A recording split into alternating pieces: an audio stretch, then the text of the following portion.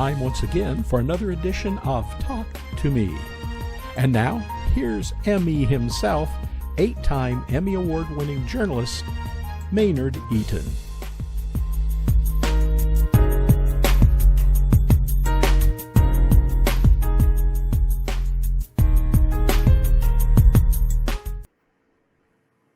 Hello again, and welcome to Talk to Me, our weekly conversation with political and cultural and business influencers. Today, we have one of the top political strategists in the country. In fact, she's been called a political kingmaker. Please join me in welcoming Meredith Lilly. Meredith, thank you so much. Hello. Well, thank you, Maynard. Meredith, I just want to first, before you get started, I know you're going to jump into your questions, but I want to thank you so much for having me, so much for what you're doing for our community. Shows like this are needed. And so thank you so much for using your resources, your time to make a difference in our community. Well, thank you. That's very nice of you. I appreciate it. But you talk about being needed. It seems like most people running for office need you. This is a year of the woman in politics, with so many females being named or on the short list to be a vice presidential candidate. Being in politics all your life and working this political season as you are now, what does that mean to you? What does that say to you about women, a female vice presidential candidate? This is so exciting for me. I've always worked with all men, even from my time practicing law. My first boss was a lawyer, a male lawyer in Birmingham. So to see women standing on the front lines of everything is amazing for me. It means the world, and I'm going to be standing right there with them, helping them, rooting them all the way along. Also using all my resources, my strategy to help push them all the way to over the winning mark. So this is our time. Women have made huge milestones right now, and I'm just so excited about 3 women or 2 women now being named as the top front runners for VP in our country. I am overjoyed. You're also, I imagine, working with other candidates, females who are running for office as well. A lot of women, Black and otherwise, are running for Congress or Senate, correct? Oh, absolutely. I'm running with a congressional, or helping and advising a congressional candidate in Charlotte, North Carolina. She would be the first Black woman in her district if she wins in November. Also, I'm working with a woman in North Dakota, advising her on her race as well. It's a small rural area that she's running in, and she'll be the first Black legislator in that area. So there's women running all across the world. And it's even more exciting that more women are gravitating to them, standing behind them. And you have to also remember now, Maynard, Black women are the #1 voting bloc in the world. And so that's huge. If we know nothing else, we know that Black women are going to get out and vote every single time in record numbers. Well, you worked, as you said earlier, with men across the country, but almost exclusively in Alabama and Georgia. Most recently with Stephen Reed and the mayor of Montgomery, correct? Yes. What is it about you? What do you bring to the table? I mean, do you get women out? I mean, how did you get it so involved in so many campaigns? I mean, you're sitting in Atlanta, working in North Dakota. Well, first of all, man, I can't tell you all my secrets, then I won't be a good strategist. But no, seriously, I think that one of the things that I bring to the table is that I'm a people's person. I love people. I love listening to people. I love hearing about backgrounds. I love stories. I love getting to know people.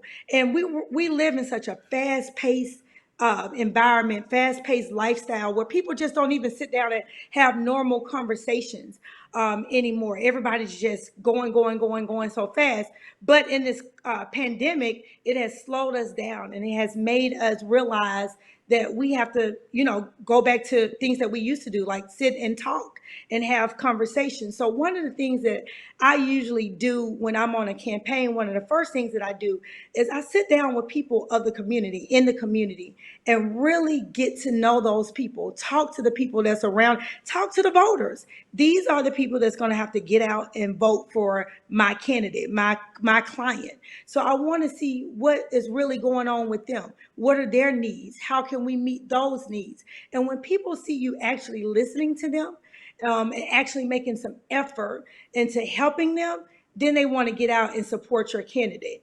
And so what I always have realized is I'm usually the front face of the candidate. A lot of people believe like the candidate is the person that's out there in the community a lot of times, and they are, but sometimes it's the campaign manager or the team that's the front facing or the front face of the candidate. So for example, with my time with President Barack Obama, I met hundreds of people. I lived in several different cities.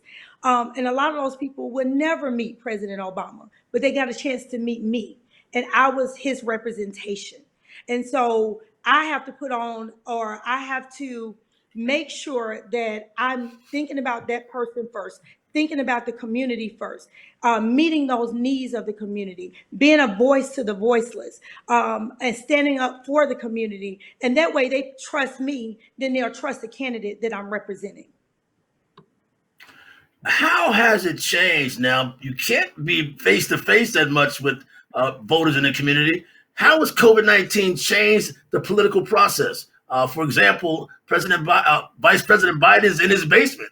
And of course, our President Trump is not wearing a mask.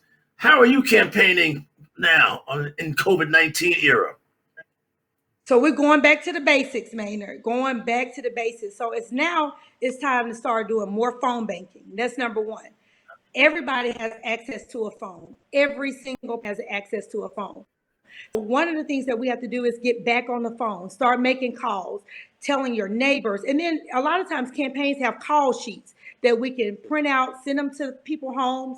But you got to get back on the phone, start calling everybody, telling them that it's time to vote. Make sure that you're registered to vote. Make sure that you can get out and vote early, letting people know the voting dates. But number one, phone banking. Number two, I would say there is still ways that we can go door to door, but just not having that face-to-face contact. So we can drop flyers off at doors and hangers off at doors, but just staying away, especially at 6 feet away, and make sure you have on your mask. But you can still do door-to-door contact, but just staying back. You could also do voter registration again, but we still have to be safe, having our mask on, and still trying to register people to vote, because those are some of the most important things now. But so things have changed. Biden is not going to be able to go out and hug the babies and go out and hug the senior citizens and go to all those stops and go to the small businesses. That's why he has to pull on us, the community. We are the people. We got to rely on each other now. So that means getting on your phones, getting on your computers, using resources like our journalists, like you, Maynard, doing these programs like this, letting people know that there is work that still needs to be done and we still can do it. I do 1 million Zoom calls a week on things that people can do every single day. I do Zoom calls with Black women on how they can get involved. I do Zoom calls with teenagers, kids, on how they can do it and be involved. But social media is also playing a huge role in our society today. We have TikTok videos. We can do videos on voting. We can do singing videos on getting out the vote. There's so many things that we can do right in our homes that don't require us going out, but we still need to be active. But the most important thing I would say is getting on that phone, raising money, and then dropping off leaflets from door to door. So if there's some way if anybody that's listening want to get involved, look up your local candidates, because everything does start local. We do have this national race that all eyes are on, but there's also a lot of small local races. Look those up, call those numbers, those websites, and ask, how can I get involved? There's a million ways you can get involved. Do not stop and think that things have stopped. We need you more now than ever. You know, it's so funny you mentioned Zoom calls. Who would have ever even mentioned that a year ago? And now this year is becoming important, or mail-in balloting that your President Trump is boo-hooing.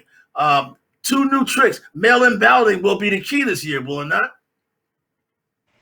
Oh, absolutely. I mean, especially with our senior citizens, because we want to keep them protected. We want to keep that generation, even people with in that high zone that may have diabetes or asthma or pre-existing issues. We want to keep them as safe as as we possibly can. So mail-in ballots are going to be huge. That's why it's important to have the right people in office. See, we shouldn't wait to these times, but having the right people in the office, at our clerk office, in our Secretary of State office, making sure that these ballots are accounted for.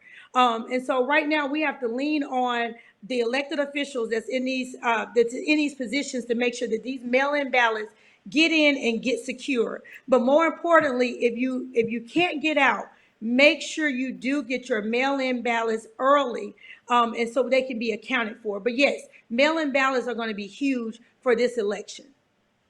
Will Georgia turn blue this year? Can you make that happen? I surely hope so. I'm very optimistic about our state. I love Georgia.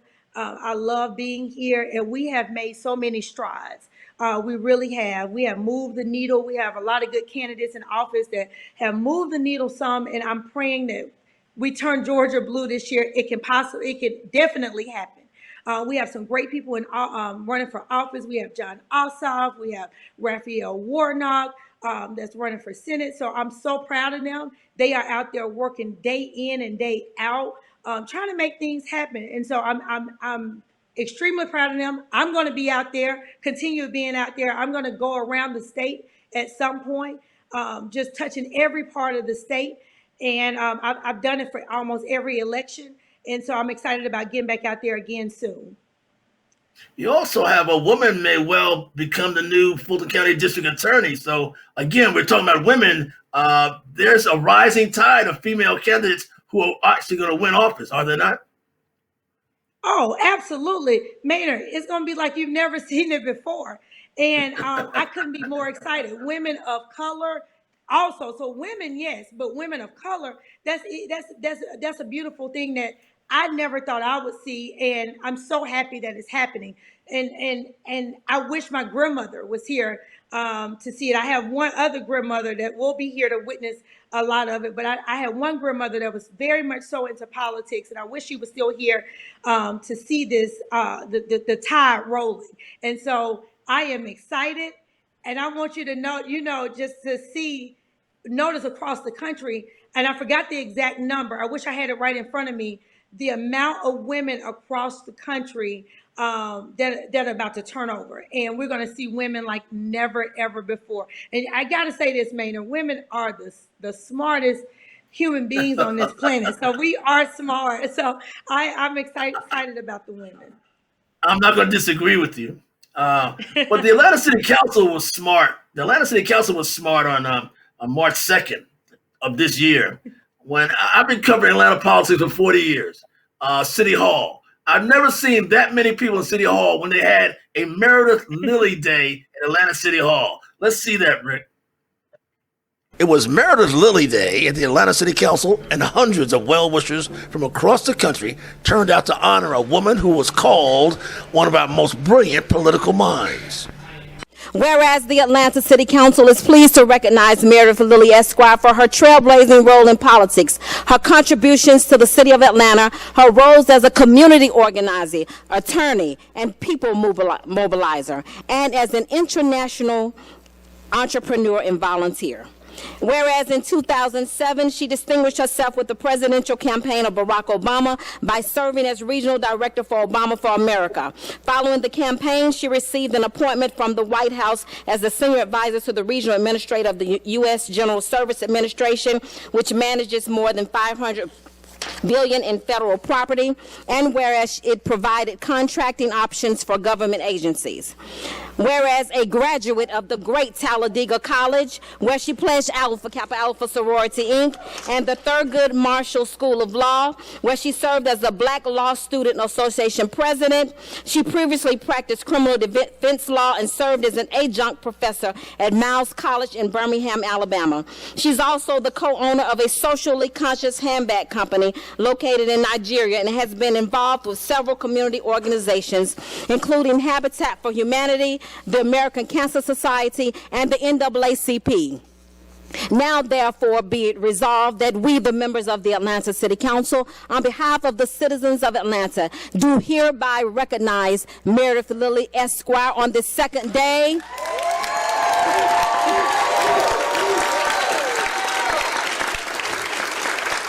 And we proclaim Meredith Lilly Day, March 2nd, 2020, in the city of Atlanta, Georgia. Lilly has become the female face of black politics, distinguishing herself in Barack Obama's 2007 and 2012 presidential campaigns. Most recently, she helped Stephen Reed become the first black mayor of Montgomery, Alabama. I think Meredith is a great counselor, and that's something when you think of the Zonona Claytons of the world, and you think about many women who play roles in leadership, the Valerie Jarrett's, in political spaces, but did not necessarily hold office, but were as influential as anyone who was in the position. And I think that's what Meredith is, and she is really a connector, whether it's in Atlanta, whether it's in Memphis, Houston. She knows good people, people who are committed to the cause, and most importantly, she gives us great feedback and advice on things that we need to do to stay true to why we're in public service. Oh, absolutely. I mean, without her help, we wouldn't be here. She served as essentially our campaign consultant to let us know about things that we had to do in order to get to a place to win in Montgomery when many people weren't sure if we could, and many people questioned whether we would. And Meredith is still a great sounding board for me. We were just texting last night about politics nationally and things that need to happen, but also, again, locally, and the things that we have to stay true to in our platform and to make sure our priorities align with the people. And I think that's the best thing about what Meredith does. And she doesn't flaunt her network or her titles or connections. She's just true to who she is. Michael Thurmond told a record-setting city council crowd that he's now the DeKalb County CEO because of Meredith Lilly. She's better than good. She was my campaign manager, my political advisor. She did the field work, GOTB, raised the money, kept the candidate focused. She is an amazing resource, a talent, really a gift from God. Lilly, the quintessential political strategist and advisor, told this reporter she was humbled by the outpouring of love for her. Today, it's overwhelming. It's almost surreal. Never did I think that I would be honored in the city of Atlanta. I'm not from here. So, and I'm the type of person that I ride around, I look at these big buildings, this big city. It doesn't look like anywhere where I came from. So being honored here today is overwhelming. They called you a political kingmaker in there. What do you call yourself? I just like to call myself the person that makes it happen. I mean, just this simple. I just like to say I'm a humble servant. I just like to serve in the community. But a kingmaker, that was huge. That was huge.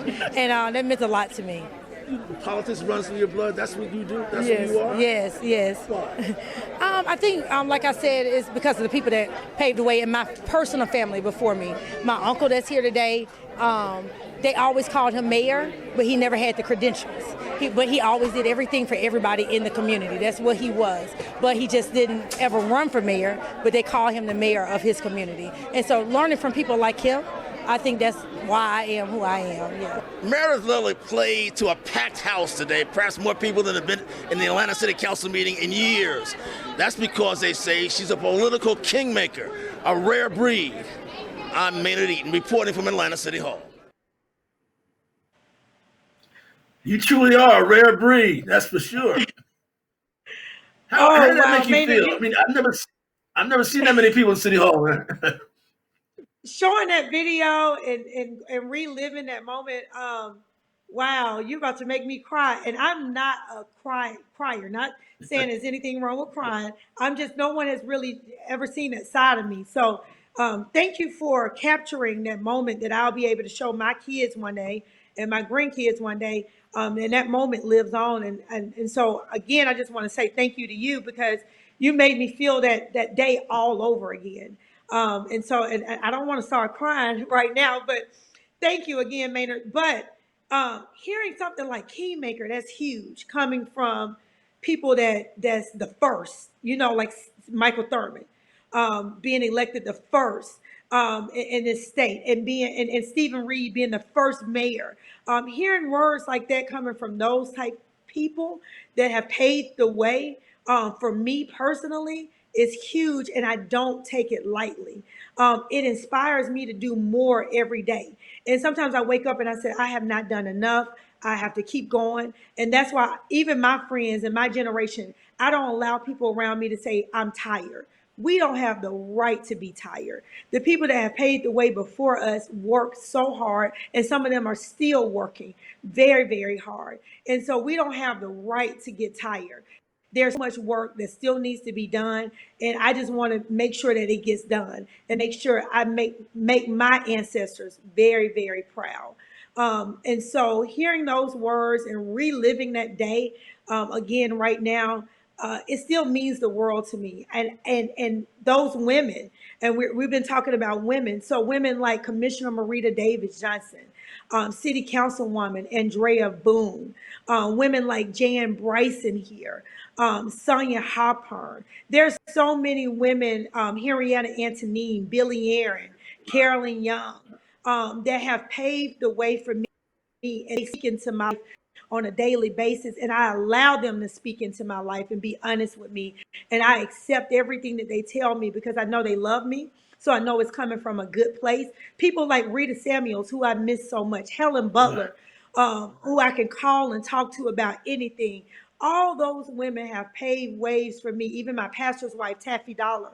Those women have paved the way for me. They still speak into my life. I appreciate them so much. And I'm just overwhelmed with joy that I'm able to even be in their presence and sit at their feet and learn from them daily. I tell you, seeing Henrietta Anthony standing behind you really got to me. I thought, because she's been quite a leader, but she's standing right behind you. Because you're next up. You're now. You're what my daughters are. Believe me, we're excited for you. What you're about. I am tearing. But Yeah, yeah. It's a lot, but and it's so you're about to make me cry again. But Miss Henrietta, I was just talking to her the other night, and when we get on the phone, we talk so much, but when we get on the phone, sometimes we can go 2 or 3 hours, Maynard, and she'll tell me when I'm right, she'll tell me when I'm wrong, she'll tell me when I'm not doing enough, and I love it. Because sometimes I get so sad or mad when I'm on the phone with her, but she's right. There's so much to be done. And even when we had the hiccup, and I can't even say it's a hiccup, the big mess up with the voting this time, early right. summer, when people had to stand in line for hours, Henrietta called me and she said, why are you not out there? Why are you not saying more on the camera? Why are you not speaking up? And she was absolutely right. It's time for our generation to be saying more. That was absolutely wrong how people had to stand in line for 4 and 5 hours, especially in our communities. There is nothing right about that. And so she's right. She'll get on the phone with me and bless me out about those things. And so it is our time we have now, and we have to continue carrying that torch that John Lewis passed on to us, the torch that Right. C.T. Vivian passed on to us, the torch that Rita Samuel passed on to us, the torch that Laurie passed on to us, and so many more. And my old mayor in Birmingham, Mayor Larry Langford, people like that passed the torch, that worked so hard in Arrington. And so it's our time, and we can't sit silent on matters that affect our community. We have to protect ourselves. It's just like if I go out now and I don't see people with masks on, we have to speak up because it's our community that's dying at alarming rates from this COVID-19 virus. And so we have to be responsible for our own community. So you'll see me a lot of times with masks in my cars. And if I see someone walking around that don't have a mask, no, you're going to put on a mask, because if you're young and you feel like it may not affect you, you're going to take it back home to your grandmother or your great aunt or your cousins that may be sickly, and we're dying at alarming rates from this COVID-19 virus. So I wanted to throw that in. We are responsible for each other, and so we need to act accordingly. I thought a very poetic moment, and I'm sure you'll agree, is one of John Lewis's last photos standing at the Black Lives Matters Plaza there in Washington, D.C. Black Lives Matters has kind of changed. It's stirred up a whole racial reckoning again. Once again, will that movement be involved as fervently in politics, you think? Oh, absolutely. It has to be, man. Yes, Do they think politics makes a difference? Do many young people think politics still make a difference, or have they given up on it? Well, I mean, Maynard, so this is the thing. I've been out there. I've been marching. I was marching very early on here in Atlanta earlier this summer, and a lot. Here's the thing. Whether people believe it or not, politics matter. It matters. Our everyday things that we do every day in our everyday lives, it comes down to politics. And so a lot of times we don't think that, politics is just, when we have to vote for the president. No, no, no, no, no. Things that affect our everyday lives, that we have to get involved in this voting system. We have to. And so that's my message to a lot of young people and people that's way younger than me. We have to vote. And so do people think that it matters? I think they're getting it now. I think Black Lives Matter, the movement, which is an excellent movement that has touched people all around the world. We have, everybody all in different countries marching with us right now, and that's amazing. But we have to keep up the momentum. And the way we keep it up, the momentum right now, is encouraging people, the young people, to go and vote. We don't have the right to sit still and be quiet about things this important. Our lives depend on it. And I'm saying that very slow because it's very, very important. I do know, yes, there are people that say, no, our vote don't matter right now. You see what happened the first, when we all got out and voted. But then you also saw what happened in '08 when we all got out and voted. So I don't even have conversations too much around, I don't believe in voting. I'm not going to go vote. I don't even join those conversations. I just try to do my educating people on why they should vote, Maynard. So my thing with that is we got to pull out everybody. So it's our responsibility to pull out our young sisters and brothers. Everybody have grandkids, cousins, nephews, whatever. We got to pull them out and make them vote. This is the most, and I say this for everything, but this is the most important election of our lifetime. Wow, the most important election of our lifetime. Yes. I absolutely believe that we have too much dependent on it. Again, let's just think about where we are right now in this meeting and how Black people are dying at alarming rates. How we still have Black men in prison for minimum crimes. They're still doing crimes, and then they're in prison for minimum crimes, dying of the coronavirus. So all this stuff is stacked on top of each other. It's so many layers.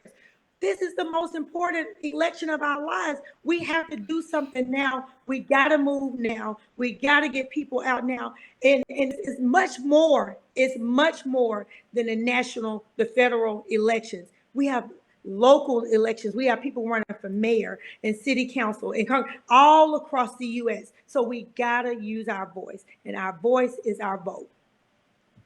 Meredith, finally, you've been called the quintessential political strategist, political kingmaker. Well, why aren't you running? When will you run for office? I knew that was coming at some point in this interview, Maynard, and we're going to have to do a part two, because I think me and you, when we get together, we can talk about so much. And I think that we still have so much more to cover. But maybe one day, honestly, Maynard, I like being an advisor. I love it. I love being behind the scenes and working. I love campaigning. Like, I love the feeling when it's campaign time. It's just something in my blood that I just love. But so I'm not going to rule it out.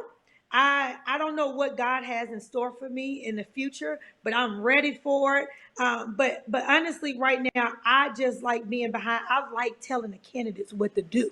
I like telling the people what to do. And so when you're behind the scenes, you get to tell them what to do. And I honestly never thought I would be in a position where mayors, congressmen, congresswomen, city council women, city council men, they call me for my advice. I never dreamed of that. And I just had a long chat with a mayor recently, just giving them advice. And I was just like, they call me. Meredith Lilly, they called me for advice just this was Friday. And so I do that all the time, all across the country. And it's not people that's running for office. This is people in office. And so that makes me happy. That makes me proud of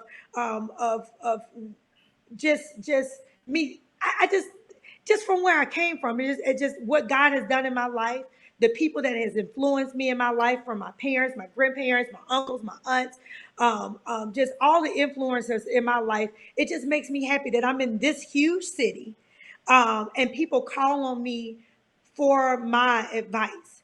That's huge, Maynard. And like I said, I'll never take it for granted.